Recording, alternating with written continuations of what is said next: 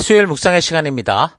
나는 내 자신임에도 남을 통해서만 볼 수 있는 내가 있다. 나는 내 자신임에도 남을 통해서만 볼 수 있는 내가 있다. 자, 이런 제목으로 오늘 묵상 함께 나누겠습니다.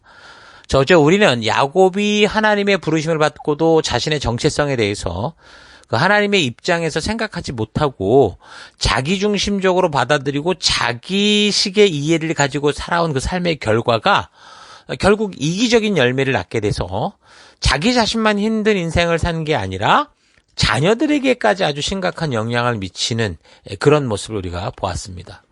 이기성이라는 것이 자유지를 지니고 본성에 따라 살아가는 사람들에게는 본능이기 때문에 우리가 하나님이 주신 말씀의 기준을 확고히 붙들고 날마다 시간마다 의식하고 의도적으로 하나님의 그 말씀대로 살고자 하지 않으면 우리 자신도 모르게 열심히 인생을 살면서도 너무 자기중심적인 삶을 살아가는 야곱처럼 될 수 있다는 거죠. 성격은 안 좋고 태도는 안 좋고 방향이 틀렸는데 열심히 살면 그 문제잖아요. 그런 일이 생긴다는 겁니다. 한 사람이 이기적이라는 것은 어떤 면에서 자기 자신이 자기를 잘 모르기 때문에 생기는 거라고 볼 수 있거든요. 그러니까 사람들은 누구나 본능적으로 이기적인 면이 있어요. 자기를 지키고 보호하려는 면이 있기 때문에 우리가 그걸 잘 인식하지 못할 수 있죠. 그래서 우리는 자신도 모르는 이런 이기주의적인 함정에 빠지지 않기 위해서 우리가 의도적으로 노력을 해야 된다 그랬습니다. 그렇지 않으면 평소에는 모르다가 이제 위기의 순간이 오고 자신의 자존감이 멸시를 당하는 순간 이제 괴물로 변하는 거죠. 예를 들면 어떤 부잣집에 운전기사가 있었는데 아기 때는 애들이 잘 따르고 그렇게 잘해서 그렇게 컸는데 이제 아이들도 나이를 먹고 기사님도 나이를 먹고 한 20년 지나고 나서 청년이 되고 어떤 사업에 들어가고 이러면 어느 순간 아이들이 너무 이 버르장머리 없이 마치 무슨 그 운전수를 자기 노예 부리듯이 그렇게 맞고 하는 그런 일들이 벌어지는 걸 우리가 보잖아요. 그러니까 아마도 자기도 모르게 그냥 부잣집 그냥 도련님의 그런 삶 속에 젖어들었겠죠. 그러다가 보니까 어느 순간 이 사람들이 한 인격체로 보이는 게 아니라 자기가 사용하는 어떤 도구처럼 보였던 거고. 평소엔 몰랐다가 운전기사 되시는 분이 그 과거를 생각하고 그냥 예를 들면 잘못된 것을 충고해 주려고 한다던가 그런 일이 벌어질 때 이제 사람이 확 돌아버리는 거죠. 괴물이 되는 거죠. 그래서 아주 사람 취급을 안 하는 그런 끔찍한 일들이 우리 주변에 많다는 겁니다. 그래서 우리는 늘 내 자신의 제대로 된 모습을 보는 그런 훈련을 게을리하지 말아야 되거든요. 근데 자신의 이기적인 생각들, 그러니까 어쨌든 자기를 발견하는 좋은 방법은 뭐냐? 다른 사람들로부터 내가 보지 못하는 그런 부분들을 들어야 된다라는 거예요. 자꾸 피드백을 들어야 돼요. 그러니까 남의 말에 내 인생을 맡기고 그렇게 가라는 게 아니고요. 내가 볼 수 없고 다른 사람만이 볼 수 있는 나에 대해서 겸손하게 듣는 자세를 가져야 된다는 거죠. 그래서 내가 보지 못하는 나의 블라인드 스폿을 좀 건전하고 진실하게 드러내줄 수 있는 그런 관계. 가족이 먼저 그래야 되고 특히 이제 교회와 이런 데는 더더욱 그래야 되겠죠. 상담을 배우다 보면 자기 인식을 위해 사용하는 그 이제 조하리 윈도우라는 그런 표가 있는데 그러니까 내가 나를 인식할 때 내 자신을 보는 시선과 내가 내 자신을 보는 시선과 남이 나를 보는 시선이 다를 수 있다는 거예요. 그러니까 이 표를 잘 참고해 보면 내가 나임에도 불구하고 먼저는 나도 알고 남도 아는 그런 그 일반적인 부분이 있는가 하면 그 다음에는 나는 모르는데 남이 나를 보는 마치 내 뒤통수를 내가 못 보지만 다른 사람이 보는 것처럼 그런 부분이 있고 또 남은 보지 못하지만 나만 알고 있는 나에 대한 것도 있다는 거죠. 또 한 가지는 내가 나임에도 불구하고 나도 모르고 남도 모르는 나의 부분, 그러니까 무의식의 세계라고 할 수 있는데 그런 부분들도 있다는 거예요. 그래서 다른 사람들의 그 피드백을 통해서 내가 보지 못하는 나에 대해서 자꾸 듣고 알아가야 되고 또는 내가 내 스스로를 오픈하고 내 개방을 통해서 남이 모르는 나를 알림으로 인해서 이런 발견이 공유될 때 어떻게 되는 거예요? 내가 모르는 그 무의식의 세계. 사실은 거기에 문제가 많거든요. 우리가 어려서부터 자라오는 어떤 가치관들이 그 무의식의 세계 안에 들어가서 나도 생각지도 못하는데 반사신경처럼 튀어나오는 거 그런 것들이 그 안에 있는데 이제 그런 것들이 점차 어떻게 드러나게 돼서 결국에는 건강하게 된다는 거죠. 그러니까 피드백을 듣는 것과 또 자기 자신을 개방하는 것. 그래서 참 중요한 요소입니다. 우리가 교회에서 셀 속에서 하는 게 바로 이런 거 아닙니까? 물론 누구를 만나도 그럴 수 있으면 좋지만 사실 사람들의 특성상 아무나 만나서 막 자기를 막 오픈하고 뭐 자신에 대해 피드백을 이렇게 막 듣는 거 이런 거 쉽지 않습니다. 그래서 그렇게 나를 오픈하고 나에 대해서 들어줄 수 있는 그런 안전한 공간, 신뢰할 수 있는 공간, 그런 관계가 있는 건 굉장히 중요하죠. 그래서 저는 그런 곳이 바로 가정이 되길 바라고 1차적으로 그 다음에 교회와 셀이 되기를 바라는 겁니다. 교회라는 개념이 현재 우리 시대를 볼 때 보다 많은 사람들이 모여있는 공간이기 때문에 교회보다는 셀이라는 이 영적인 가정, 나에 대해 진심으로 관심을 가지고 자녀와 같이 부모와 같이 함께 걷고자 하는 그런 관계가 꼭 필요하죠. 그래서 우리 교회 셀 리더들은 그렇게 이제 그 셀에 자기에게 맡겨진 영혼들이 바로 그런 하나님의 보호 속에서 이렇게 자라가야 되는 생명이다라는 거 잊지 말고 그 한 사람 한 사람 진정으로 영적인 자녀로 대하면서 셀이라는 영적인 가정을 통해서 우리가 안전하게 피드백을 나누고 듣고 자기를 개방하고 하는 그런 신뢰할 수 있는 그런 영적인 가정을 만들어 가도록 해야 돼요. 이런 피드백과 자기 개방이 각자의 가정에서 부모와 자녀들의 관계 가운데 있다면 정말 그 가정은 정말 행복하겠죠. 또 그런 가정이 결국 교회에 와서도 건강한 하나님 나라를 세워가는 영적인 가정을 이루어갈 수 있는 그런 공동체가 될 수 있는 거 우리 잘 기억하십시다. 그래서 이 표를 통해 볼 때 이기적인 경우라는 건 뭡니까? 자기 자신에게 자신 스스로 알 수 없는 블라인드 스폿이 있다는 사실을 인정하지 않는 거죠. 일단 다른 사람들만 보고 알려줄 수 있는 거에 귀를 막아버린 거예요. 자기 뒤통수에 뭐가 있는지도 모르면서 안 듣겠다 이런 식이 되는 거죠. 마치 자기가 제일 자기를 잘하는 것처럼 그렇게 고집하는 게 결국 이 표를 볼 때 이기적이다라고 말하는 거겠죠. 그래서 우리는 가장 먼저 내가 누구인지를 알아갈 때 지금 설명한 조아리 윈도우를 통해서 내가 이렇게 누군가를 통해 볼 수 있는 블라인드 스폿이 나에겐 있다라는 거를 우리가 기억하고 어떤 사람에게든 자신 스스로 절대 보지 못하는 자신의 모습이 있다라는 걸 인정하는 것부터 이제 우리가 배워가야죠. 그래야 이 부분은 내 스스로 노력해도 알 수 없기 때문에 반드시 다른 사람으로부터 들어야 발견할 수 있다는 걸 알고 그렇게 자신을 바르게 발견하고 깨달을 수 있는 그런 공동체를 소중히 여기게 되고 그런 관계를 소중히 여기게 되고 신중하게 그런 모임을 찾게 되는 거죠. 아마도 친구들 중에서도 뭐 친한 친구야라는 개념이 그런 게 아닐까요? 자신을 편안하게 개방하고 또한 자신에 대해 어떤 이야기라도 귀를 기울여 들을 수 있는 그런 존재. 그래서 사람들은 누구에게나 바로 이런 자기 개방과 피드백이 가능한 공간들, 그런 가까운 관계들이 굉장히 소중한 거예요. 사람들 다 그렇게 이게 본능이기 때문에 사람들이 이거를 소중히 여겨요. 그 교회뿐만이 아니라 어디서도 뭐 동호회가 됐든 뭐 어디든 간에 그런 것들을 소중히 여기는 삶이 인간의 삶인 거죠. 하나님의 인간들을 이런 관계 속에 살도록 그렇게 창조하신 거예요. 눈을 그냥 사방팔방 다 볼 수 있게 360도 보는 360도 카메라처럼 만든 게 아니기 때문에. 그래서 사람들은 그런 관계 속에서 사실 그렇게 살다 보니까 상처도 받죠. 그러나 분명한 건 그런 관계 속에 있을 때만 우리가 더 건강한 인간으로 자라갈 수 있다. 그래야 안전할 수 있다는 것 또한 사실이라는 걸 기억해야 됩니다. 그래서 저는 이런 공간과 관계가 하나님께서 미리 준비하시고 만드신 가정, 교회, 셀이 될 수 있기를 바라는 거죠. 세상에서도 이런 관계를 찾을 수 있지만 그런 사람들은 지금 하나님의 말씀이 기준이 되는 삶이 아니잖아요. 전부 자기 가치나 세상 가치를 따라 살기 때문에 야곱처럼. 자칫 그런 사람들과 자기 개방하고 피드백을 나누고 이러다가 생명의 길이 아니라 완전히 세속과 세상의 길로 가버리게 될 수도 있어요. 친구를 누구를 만나냐에 따라 그 사람의 삶의 그 방향이 달라지는 거 똑같은 거예요. 요즘 신앙을 가진 청년들이 이성 간의 사귐을 가지는 기회를 이제 가지려고 하는데 요즘 세상 문화 속에서 이성 관계의 개념이 뭐 어떻게 돼 있어요? 지금 성관계가 가능한 그런 식의 관계로 인식하고 있기 때문에 성경적 가치를 가지고 사귀려고 하면 늘 이게 부딪히는 거죠. 나는 이게 아닌데 이 선을 막 넘어오니까. 그런데 이렇게 그런 관계에서 스톱할 수 있는 거, say no라고 말을 할 수 있는 거, 이거는요 사실 어떤 거예요? 이 사람이 지금 영적으로 건강한 상태예요.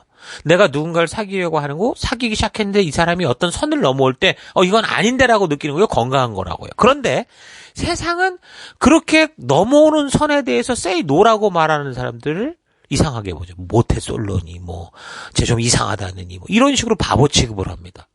그게 이제 세상이에요. 가나안, 이집트가 뭐냐고 물어본다면 바로 이런 거예요. 그 롯의 그 딸들이 바로 이런 선에서 혼돈을 하고 있었을 거예요. 그러니까 세상은 이게 이상해. 왜 안 돼? 우리가 사귀는데 왜 섹스가 안 돼? 왜 우리가 이게 안 돼? 이런 식으로 가고 그게 당연한 것처럼 자꾸 듣다 보니까 어느 순간인가 이 선을 잊어버린 거죠. 그래서 우리가 이 말씀의 가치로 계속해서 제대로 무장되지 않으면 이런 음란한 이 사회 문화, 또 그런 사회를 살아가는 그 친구들의 그런 문화, 그런 걸로 인해서 스스로 마치 자칫 잘못하면 바보라고 생각이 들고 시대에 뒤처지는 사람인 것처럼 패배의식을 가지게 되면서 자꾸 이제 그 생각이 무너져가는 거죠. 하나님이 주신 분명한 벽이 무너져가면서 그렇게 하나님이 음란하게 보는 죄를 행해야만 마치 이 세상에서 평범하게 살아가는 사람인 것처럼 오해를 하는 겁니다. 그러면서 어떻게 돼요? 이제 그 이성간의 관계 속에서 점점점 그 음란한 그 성적인 것들을 자꾸 조금씩 시도하게 되고, 그러다 보면 어느 순간에 이제 너도 나도 다 같이 이제 거룩하게 구별된 자가 아니라 지저분하게 섞여진 자가 돼서 이제 점점점 생각이 피폐해지고 삶이 점점점 자꾸 이제 하나님을 적대시하고, 왜냐하면 불편하니까 그렇게 되죠. 그러면 절대 그래서는 안 됩니다. 둘이 결혼하기 전에 요즘 살아보면서 속궁합도 봐야 된다. 이런 무슨 바보 같은 소리들 합니까? 그건 무슨 말이냐면 전부 음란한 문화에 젖어들어 살고 있는 롯의 딸들, 아들과 같은 그런 말로서 하나님이 경계하고 함께하지 말라고 하는 가나안의 문화, 이집트의 문화, 세속의 문화에 깊이 빠진 자들이 결국은 섹스를 하고 싶은 거예요. 그냥 그렇게 하고 싶은 거예요. 욕정을 풀고자 하는 그런 쓸데없는 얘기가 속궁합이니 어쩌니 하는 거예요. 중요한 거거든요. 가정 안에 이 성적인 거는 굉장히 중요합니다. 거룩하게 지켜가야 되고 구별되게 지켜가야 돼요. 그래야 서로를 사랑하고 신뢰하고 더 품을 수 있어요. 그렇지 않으면 그냥 서로가 서로를 좀 심하게 말하면 걸레처럼 쓰레기처럼 보게 되는 거죠. 별로 가치가 없어요. 이미 다 서로 동거하다 사니까 이번에도 어떤 이 유튜브에서 뭘 보다 보니까 우리가 결혼을 했는데도 어떠냐, 감정이 없다는 거예요. 그냥 너하고 나하고 그냥 결혼식만 했다는 거는 인식이 드는데 뭐가 없다는 거예요. 이미 동거를 했고 그렇게 그냥 살고 있다 보니까 참 그게 요즘 사회의 아주 기본적인 문화, 아주 자연스러운 문화가 돼가지고 이게 아무렇지도 않은 것 같지만 여러분, 이거는 굉장히 큰 타격을 줍니다. 지금 야곱이 그런 식의 삶을, 경계 없는 삶을 살다가 결국에는 이렇게 자녀들에게, 롯도 그러는 거예요. 롯도 그 소돔과 고모라에서 경계 없는 삶을 살다가 그렇게 딸들이 결국에는 이 세상 문화에 젖어버렸고, 그래서 아버지에게 술을 먹이고 아버지와 잠을 자는 이런 엉뚱한 일들이 벌어지고 단 거죠. 자, 그래서 이런 자기의 이기심의 알을 깨어 나오게 할 수 있는 그런 공동체, 바른 기준을 주는 공동체, 함께 정말 이 속을 나누고 바른 길을 격려받을 수 있는 공동체, 하나님이 주인 되시고 창조주 하나님이 주신 그 기준을 가지고 살아가고자 하는 그런 믿음의 공동체, 그런 우리 공동체가 돼야 되고, 그런 공동체를 만나야 되는 거예요. 우리 셀들이 그런 공동체가 돼야 되는 거예요. 야곱의 이기적인 삶의 태도는 하나님께서 말씀으로 깨닫게 하시는 길을 걷지 못하게 됨으로 인해서 그가 세겜에서 딸 그 디나의 강간 사건으로 말미암아 가까이 가니까, 선을 넘어가니까 그런 일이 벌어졌잖아요. 그래서 아들들이 또 거꾸로 세겜 족속들을 할례를 핑계로 그냥 집단으로 다 이 민족 청소를 해버리는 큰 사건이 그냥 터져버릴 때까지 남에게 귀를 열지 않는 그런 삶을 사는 게 야곱이었죠. 야곱의 이기적인 태도가, 선이 없는 태도가 그렇게 된 거예요. 그러니까 이기적인 사람은 뭐예요? 하나님의 음성도 바르게 듣지를 못해요. 같은 교회에 나오고 같은 예배를 드리면서도, 같은 말씀을 들으면서도 어떤 사람들은 하나님의 진심을 만나고 하나님의 의도를 아는데, 이기적인 마음과 자기 생각으로 가득 찬 사람들은 그 말씀을 통해 사탄을 만나고 욕심을 만나고 자기의 그런 욕정을 만나는 거예요. 야곱처럼 하나님의 음성을 들어도 그것을 자기가 원하는 식으로 사용하는, 결국은 우상숭배에 빠지게 되는 거죠. 하나님의 음성은 대부분 우리가 보지 못하는 부분에 대해서 말씀을 해주세요. 그러니까 사실 블라인드 스폿을 말씀해 주시는 건데 그뿐만이 아니라 더 나아가서 무의식의 부분, 우리가 알지도 못했던 그런 부분에 대해서 우리의 그 심령을 찔러 쪼개는 그런 말씀을 해주시죠.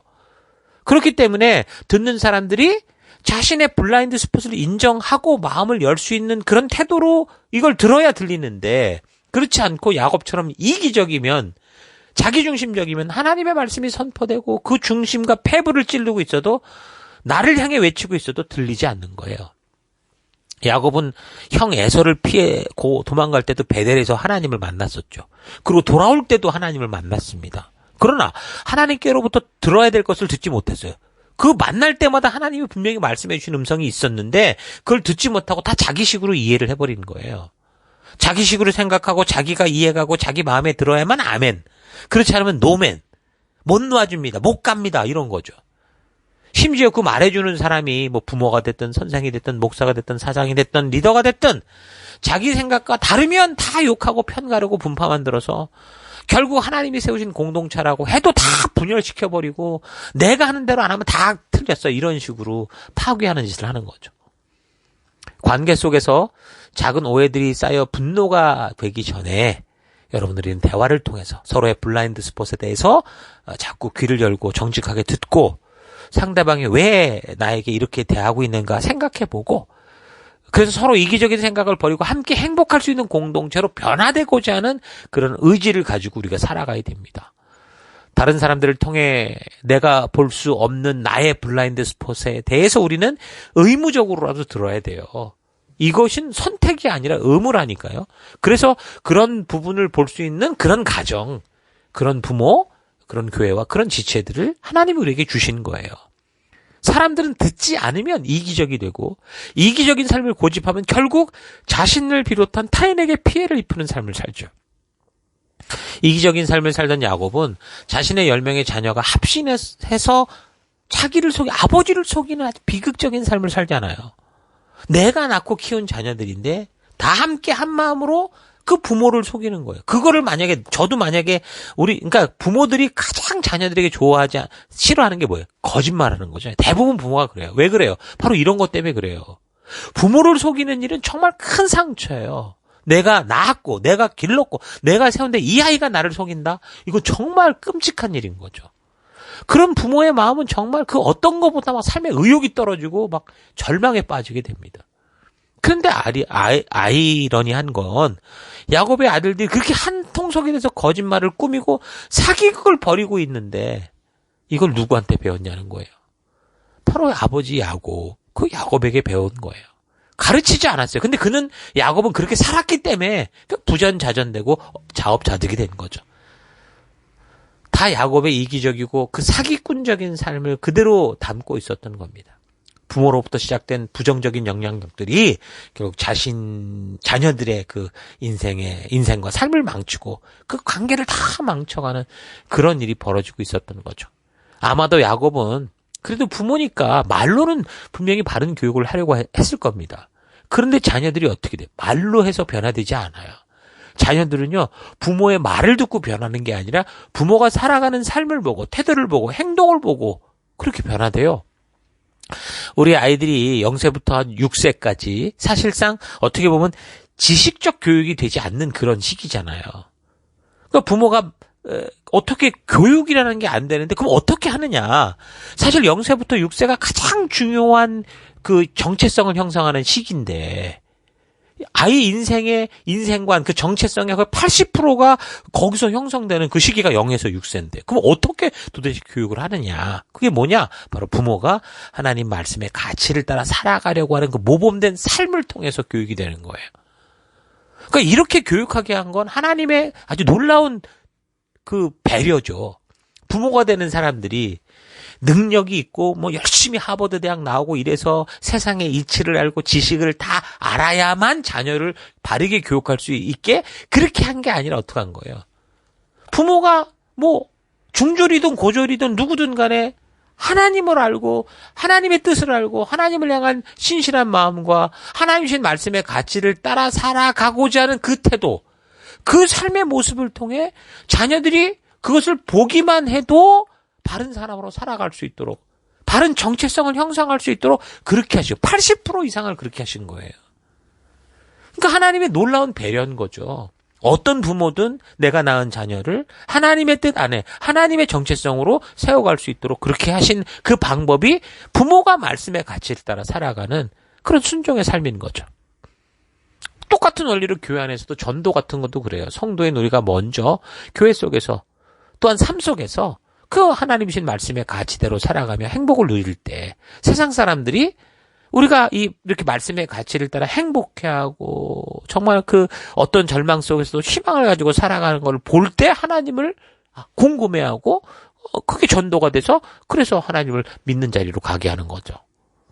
또 교회 안에서 우리가 함께 한 비전을 이루어가는 것도 그래요. 성도와 리더들이 먼저 하나님이 지금 우리 교회를 통해 주신 이 비전대로 살아가는 그 기쁨을 누려야죠. 그래야 새롭게 그리스도의 몸된 교회로 나오는 지체들이 이게 궁금하고 이 한 말씀의 가치와 비전이 참 소중하구나 깨닫게 되고 하나 되고자 하고 그리고 함께 한 사명을 감당하는 그런 식구가 되고자 할 거 아닙니까?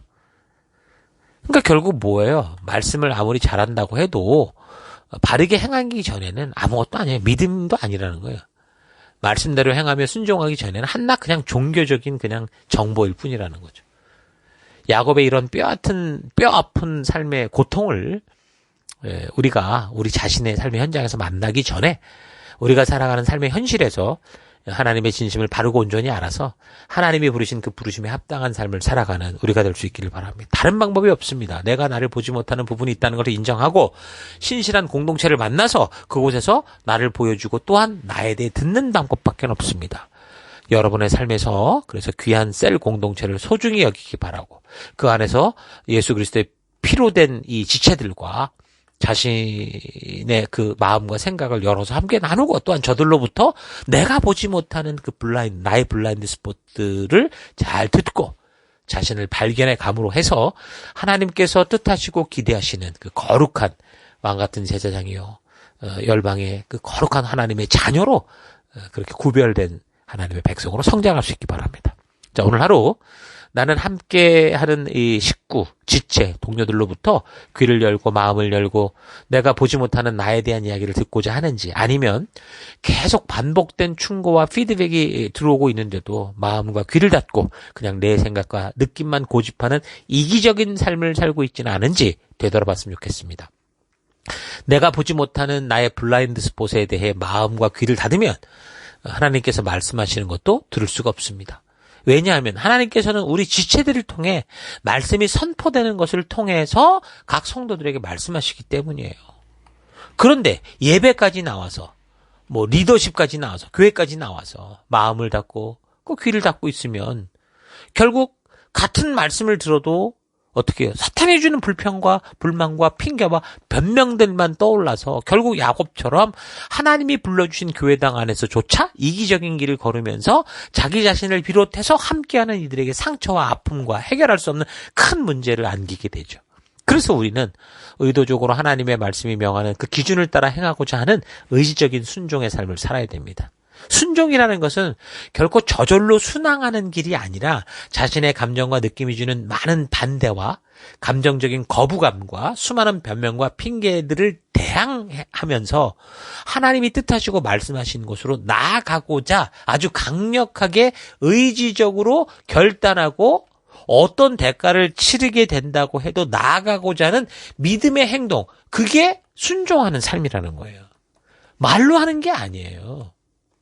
그래서 이 타락한 세속의 세상에서 하나님 말씀의 가치를 따라 순종하는 삶을 산다는 것은 정말 전력을 다해서 세상의 유혹을 거절하고 저들이 흘러가는 흐름을 거슬러서 하나님의 길로 올라가는 것을 말하는 겁니다.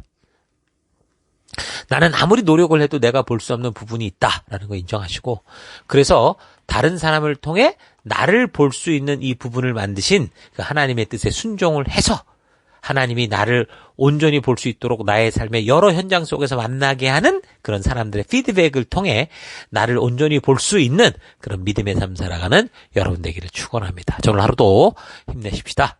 한번 기도하겠습니다. 하나님께서는 나 혼자 모든 것을 하며 살 수 있도록 창조하지 않으셨고 아담에게 돕는 배필을 주셨듯이 함께하는 이들로부터 내가 보지 못하는 나를 온전히 보게 하셨는데 그저 내 고집과 내 생각과 느낌만이 모든 것이라고 생각하고 하나님의 말씀의 통로가 되는 지체들과 강단에서 선포되는 말씀과 성경을 읽어가며 묵상하는 것에 마음과 귀를 막고 살아왔던 것을 회개합니다. 나는 내 자신이면서도 내 스스로를 다 알 수 없는 존재다라는 거 잊지 않고 삶의 현장 곳곳에서 만나게 하신 동료나 지체들, 가족들을 통해 내가 보지 못하는 나에 대해 겸손히 귀를 기울이고 살아가는 내가 되기 원합니다. 그렇게 나를 오픈하고 나에 대해 정직한 피드백을 주고받을 수 있는 가정과 교회를 주신 것 감사합니다.